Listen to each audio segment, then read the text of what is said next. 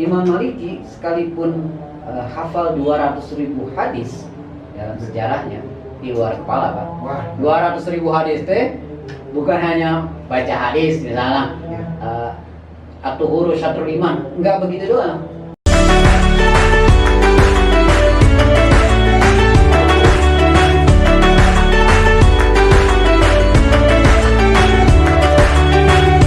Sahabat Diskon, pada malam hari ini kita telah ditemani dengan narasumber yang sudah tidak asing lagi di Al-Tahdir, yaitu Bapak Ustadz Amdasani.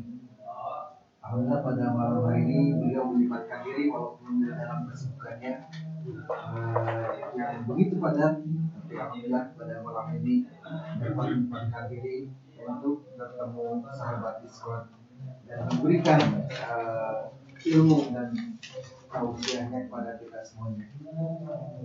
Assalamualaikum Ustaz. Waalaikumsalam. Apa kabar? Alhamdulillah sehat. Alhamdulillah. Ini ada ini Pak Ustaz. Ada yang dulu kan jadi biar kita semangat. Ada ya. Iya. Boleh. Jamaah Tanwir di kelas cerdas tuntas. Alhamdulillah. Luar biasa. Ya, memberikan spirit. Buat kita semuanya harus ikhlas, harus cerdas dan tuntas kan. Luar biasa. Ustaz, pada malam hari ini kita diberikan tema yang sungguh luar biasa, yaitu Islam Jaya di Abad Modern. Wah, ini karena memang kalau melihat Islam kejayaan pada masa lalu itu sangat-sangat luar biasa ya. Harus melewati perjalanan yang begitu panjang, dimulai dari seorang manusia yang sangat mulia, yaitu Rasulullah SAW.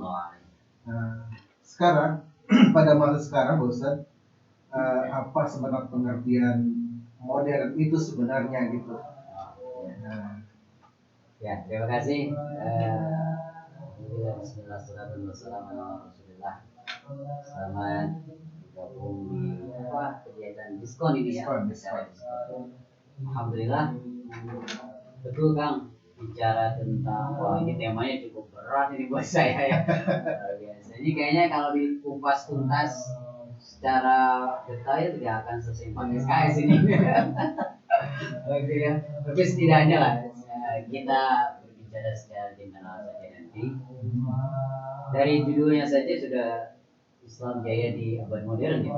Modern itu bermakna kebermajuan, berpikir maju, bertindak maju dalam kegiatan. Ingat ya, waktu saya masih kecil ngobrol sama teman tiba-tiba, wah, ini hebat, beliau masih kecil, modern bisa gitu, karena punya handphone juga ada handphone.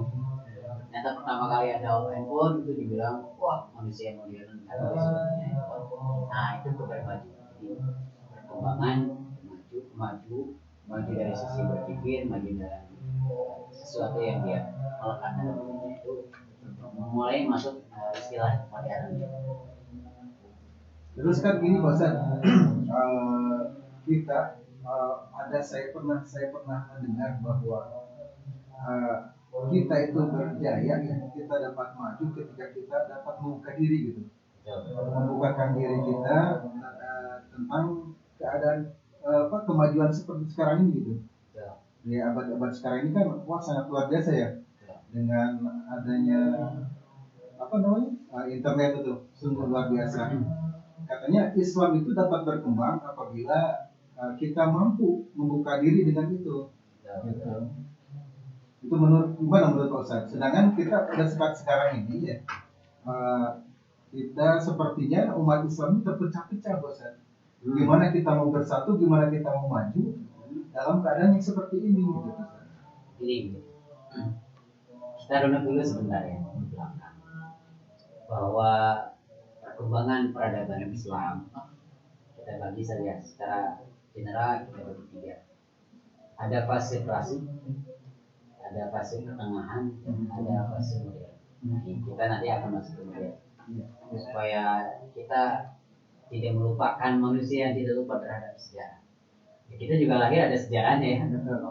Akang lahir ada sejarahnya, saya lahir sampai hari ini seperti ini juga ada sejarah. Jadi asbabnya dulu seperti apa. Nah, Islam pada hari ini termasuk di zaman modern pun awalnya. Nah, ini kita sedikit membuka sejarah. Di fase klasik ini merupakan fase kemajuan yang sangat luar biasa dari sisi ilmu pengetahuan luar biasa.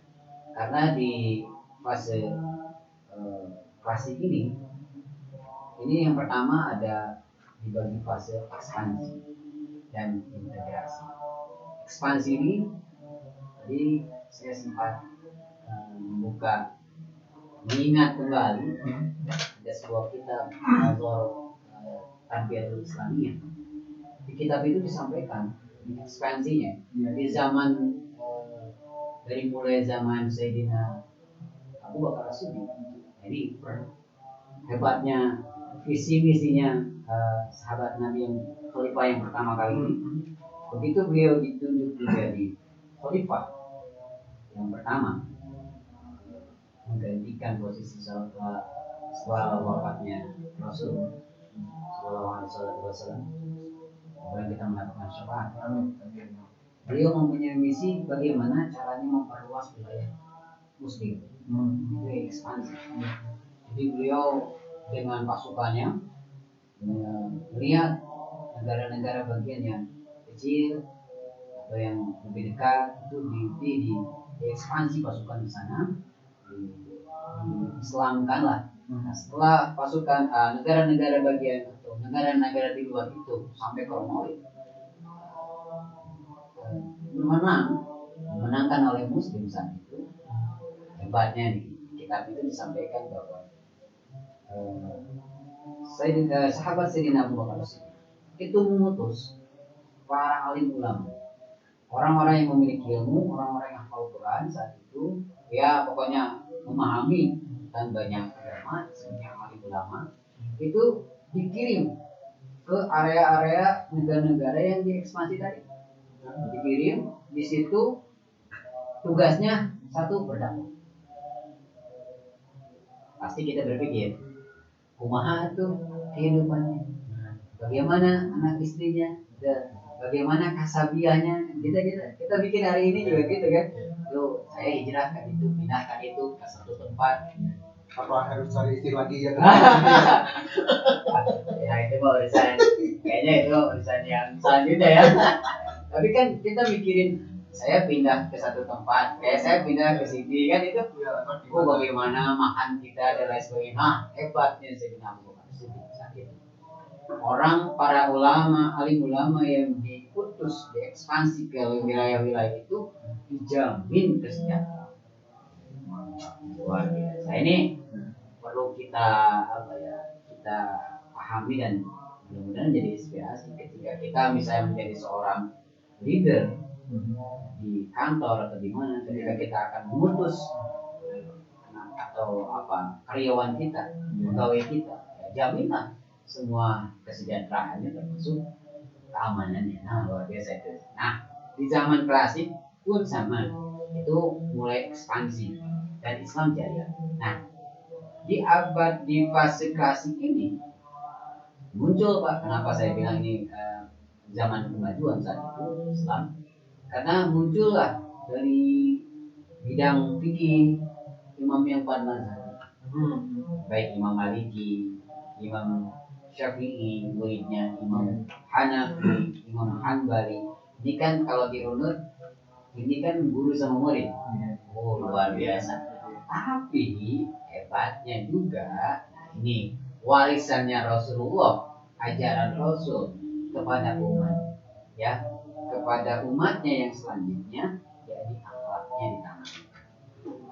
Imam Syafi'i, Imam Maliki sekalipun hafal 200.000 hadis dalam sejarahnya di luar kepala. 200.000 hadis itu bukan hanya baca hadis misalnya atau huruf syatrul iman, enggak begitu doang. Rawinya, sanadnya itu harus jelas. Siapa yang meriwayatkannya, sanadnya, teksnya itu Memorinya besar luar biasa. Ini ulama kita, Pak, luar biasa. Saya belum menemukan nih sekarang manusia zaman sekarang yang hafal hadisnya itu bukan Quran Pak.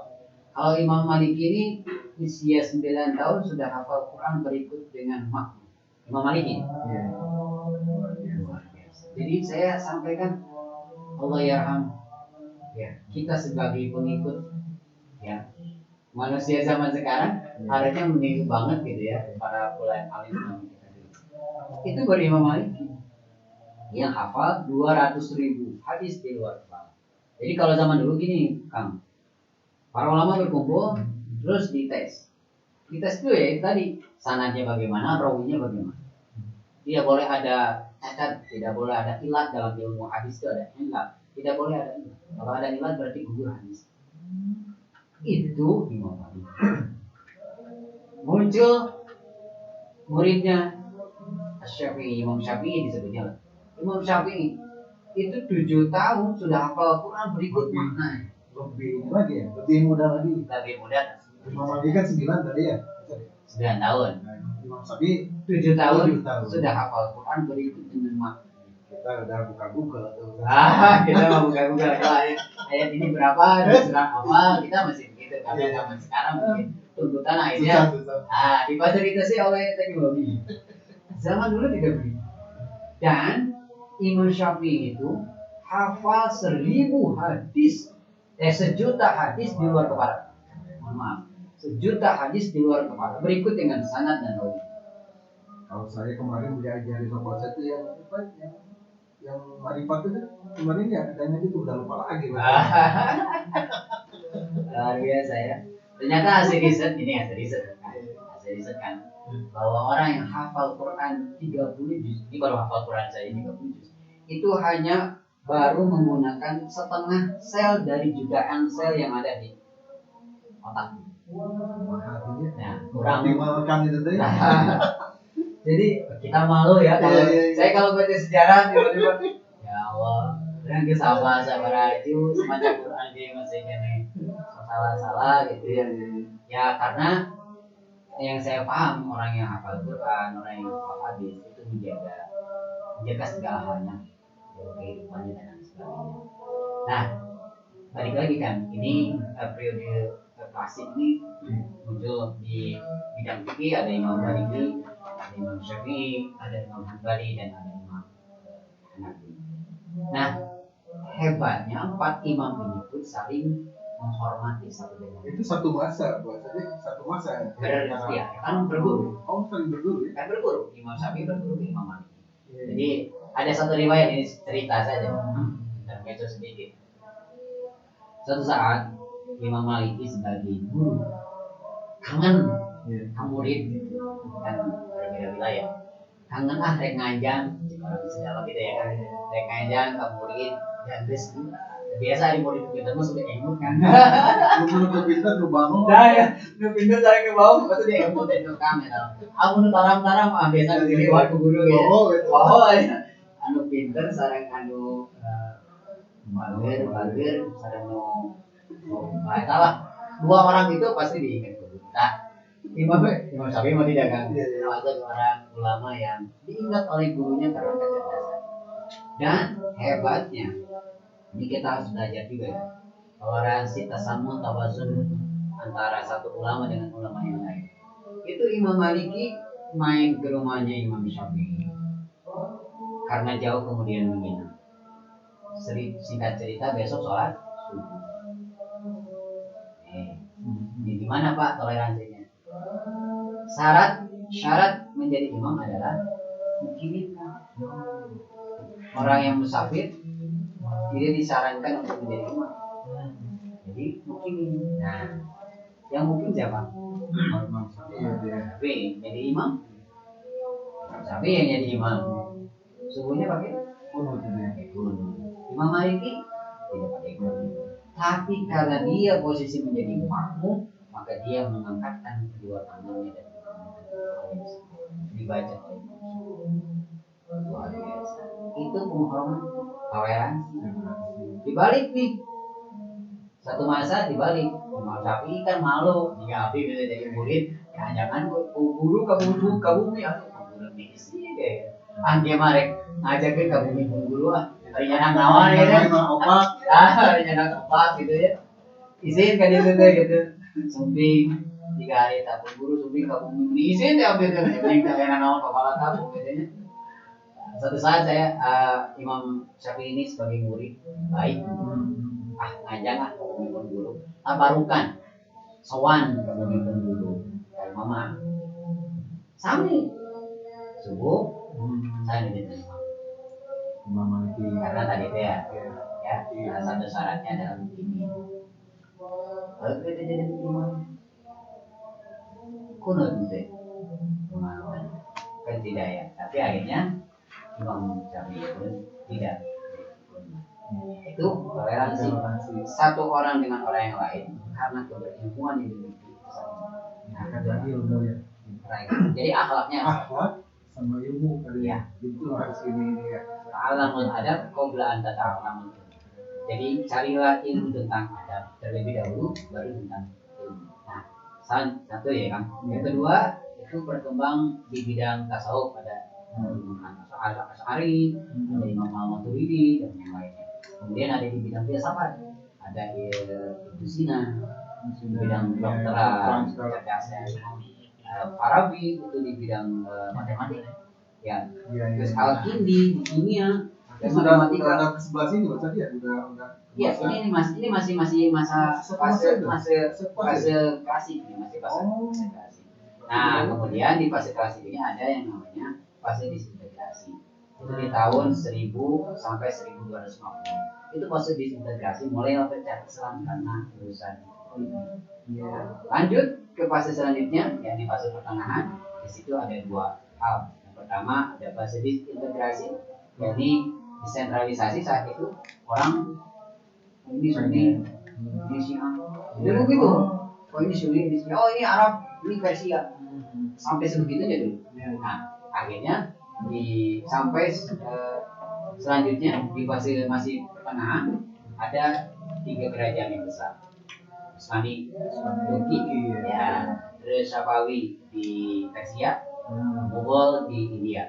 Nah, tapi di tahun 1500 Masehi sampai 1500, 1600, 700 sampai 1800 ini akhirnya pecah menjadi negara-negara kecil, masuklah fase abad modern. Awalnya gimana sih kok bisa jadi modern? Kaget karena umat Islam melihat peradaban di barat ternyata sudah maju sekali, ada teleskop. Nah, luar biasa ya. Sekarang gimana Pak Ustaz nih? Kita kan kondisinya udah seperti ini lah ya. Ya. Gimana caranya agar menurut Pak Ustaz ya, menurut Pak Ustaz agar kita bangkit lagi gitu Ustaz. Semua pengen berharap Pak Islam itu pengen berjaya lagi mudah-mudahan gitu kan. Dapat bersatu lagi seperti itu gitu kan. Masa kita tidak mau berjaya lagi lah gitu kan. Gimana menurut Pak Ustaz nih? Satu, kita harus literasi yang merupakan sejarah karena Islam pernah jaya. Kenapa bisa jaya? Kita pelajari lagi ya. Nah, jadi literasi. Kedua, literasi juga perkembangan pengetahuan peradaban dari semua sektor, baik dunia sosial, politik, dan lain sebagainya. Kita harus paham karena kalau tidak, sekarang kita masuk revolusi industri 4.0. Nah ini kita kan sudah tadi akan bilang, wah semua serba canggih. Jangan tertinggal dengan teknologi yang ada, diwarnai, dipergunakan untuk kejayaan.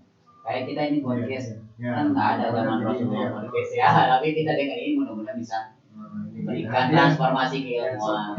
Jangan sampai sekarang, jangan sampai apa ya? Ayo para saya gitu ya, gara-gara masalah para salit gitu ya. Iya. Mudah-mudahan apa yang kita perbincangkan hari ini malam ini dapat bermanfaat, Pak Ustaz. Iya. Ini udah kayaknya waktunya udah habis ya. Semoga apa yang kita sampaikan, Pak Ustaz sampaikan tadi dapat bermanfaat untuk sahabat diskon pada malam hari ini. Terima kasih atas sosok Pak Ustaz. Sampai-sampai. Dan kita dapat bertemu lagi dalam tema yang Insyaallah. ada ya, pertemuan lagi nanti ya Ustaz ya. Nanti saya ada 4 kali pertemuan kalau Insyaallah. Tapi temanya berbeda. Nggak tahu deh kalau nanti dari DKM nih lanjutin katanya peradaban modern. Nah itu lain lagi ya. Nah, Jadi kita tutup dengan alhamdulillah, Ustaz. Alhamdulillah. Amin. Wassalamualaikum warahmatullahi wabarakatuh. Waalaikumsalam.